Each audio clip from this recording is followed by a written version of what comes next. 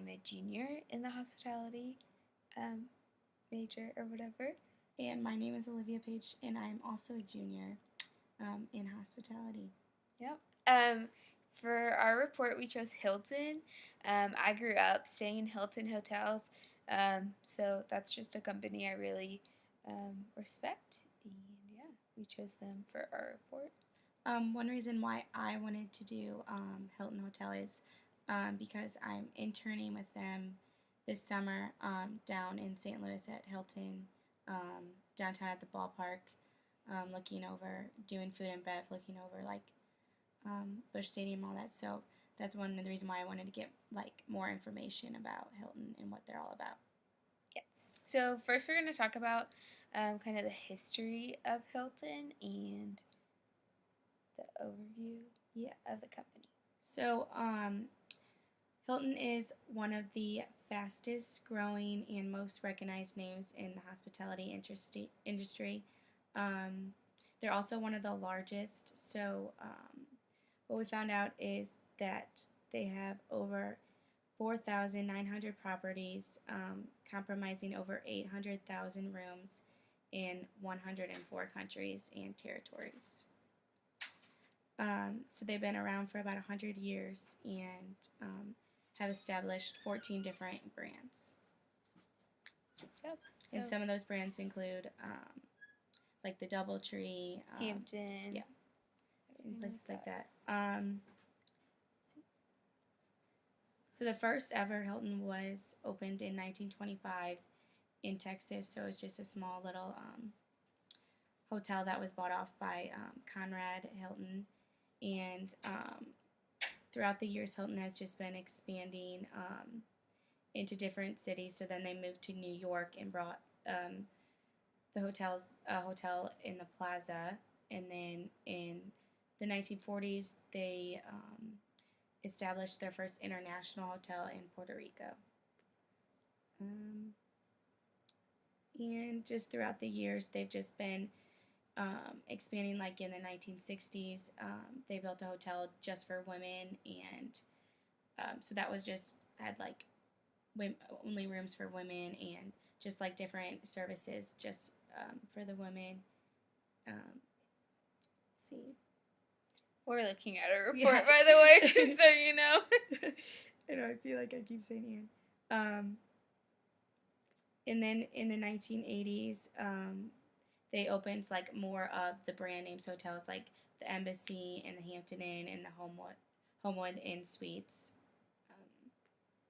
And they established their motto, which is friendly service, clean rooms, comfortable surroundings every time. And if you're not satisfied, they don't expect you to pay the price. And Conrad Hilton, like one of his main things he was known for was like his accommodating to his guests, and that he would do anything just to make them feel accommodated, and like they didn't expect them to pay if you weren't happy with their service. And just throughout the years, like they've just been expanding and continually being like the number one, like one of the number one hotel industries.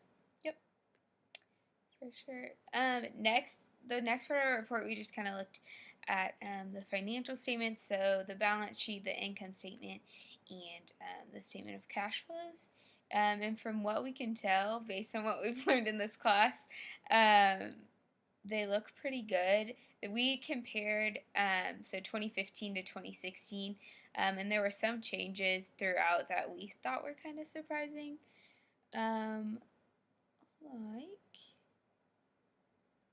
What was the so their net income decreased between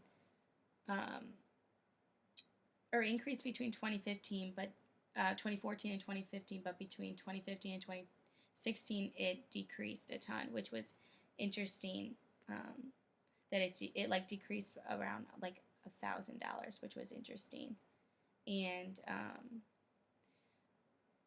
the statement, well, what we found interesting on the statement of cash flows is that the borrowings continuing to decrease as the years went on, as well as the repayment of debit. And what we assumed was because they've been growing is why they didn't have like to borrow as much money, and they've been. Right. It's interesting to look at like the financial statements and seeing like a number change, but not knowing exactly why, like what happened within the company that would cause like the income statements to be smaller, or like if something big happened in Hilton that like we didn't look into. So that would be something interesting to like research. Next, we did like the ratios from chapter 4. So that was the current liquidity ratios. Um, what else? The quick ratio, profitability ratios, everything like that. And for the most part, between one year to the next, there wasn't huge like jumps in any of the ratios, is what I found from doing my calculations. Um, yeah, there wasn't a whole lot of change, which I think is probably like when you analyze them and how they're performing, that's probably a good sign that they're not jumping in huge things, that they're staying pretty consistent. And I think that's how Hilton has stayed successful throughout the years, is that they're pretty steady as they move on throughout the things.